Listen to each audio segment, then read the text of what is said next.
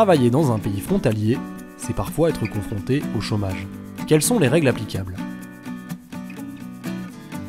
Michel habite en France et travaille au Luxembourg. Son employeur vient de lui remettre sa lettre de licenciement. Michel ne sait pas vers qui se tourner, le Luxembourg, la France ou les deux.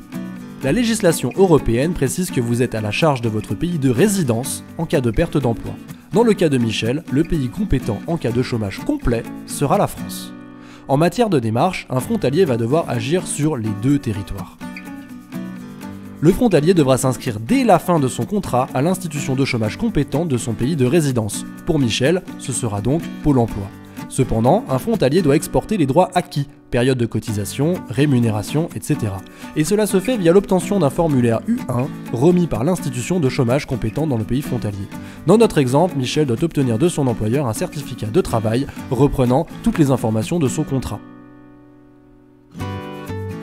Une fois ce certificat obtenu, Michel doit se rendre à l'ADEME qui lui remettra son sésame, le formulaire U1. Ce formulaire est à remettre à Pôle emploi pour déterminer son indemnisation. 2 étapes.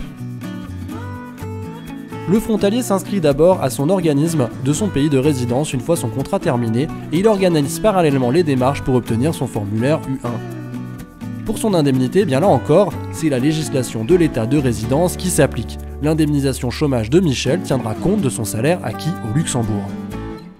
Mais elle s'appliquera à la loi française pour le calcul de son indemnisation. Gardez également à l'esprit que chaque État fixe librement ses conditions d'ouverture au chômage, mais que votre période de travail dans l'Union européenne compte pour vos droits. Pour plus d'informations, consultez notre brochure dédiée ou contactez notre équipe. On vous dit à très vite pour une prochaine vidéo.